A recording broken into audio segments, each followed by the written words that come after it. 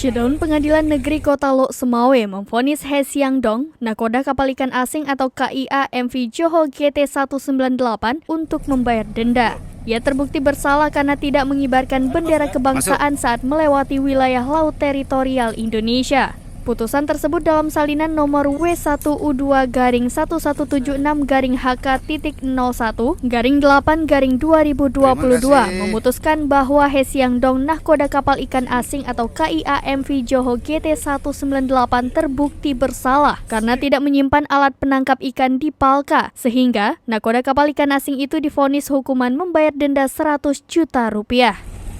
Jaksa Penuntut Umum Kejari Lok Sumawe, Muhammad Doni mengatakan, sebelumnya pihaknya menuntut terdakwa untuk menjatuhkan denda sebesar 150 juta rupiah. Kemudian, majelis hakim memutuskan vonis 100 juta rupiah berdasarkan putusan sidang yang diterima. Terdakwa atas nama He Xiang Dong sebagai nahkoda kapal MV Johor terbukti bersalah. Ia melakukan tindak pidana perikanan pasal 38 ayat 1 Jungto pasal 98 ayat 1 Undang-Undang RI nomor 11 tahun 2020 tentang Cipta Kerja yang mengubah Undang-Undang RI nomor 45 tahun 2009 tentang perubahan atas Undang-Undang nomor 31 tahun 2004 tentang perikanan.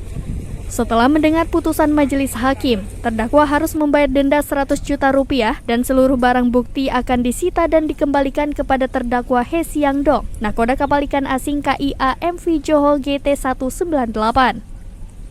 Setelah melaksanakan putusan majelis hakim terkait pengembalian barang bukti kepada terdakwa He Xiang Dong, nahkoda kapal ikan asing KIA MV Johor GT198 yang ditangkap TNI Angkatan Laut di perairan Lok Sumawe. Sejak kemarin, pihak kapal sudah membayar dan sudah setor ke negara, sehingga pihaknya sudah proses eksekusi di Pelabuhan Krung Gekuh, Kecamatan Dewantara, Kabupaten Aceh Utara. Kemudian kapal MV Johor bersama nahkoda dan 22 ABK sudah dilepas berlayar untuk keluar dari zona wilayah teritorial Laut Indonesia. Bebas.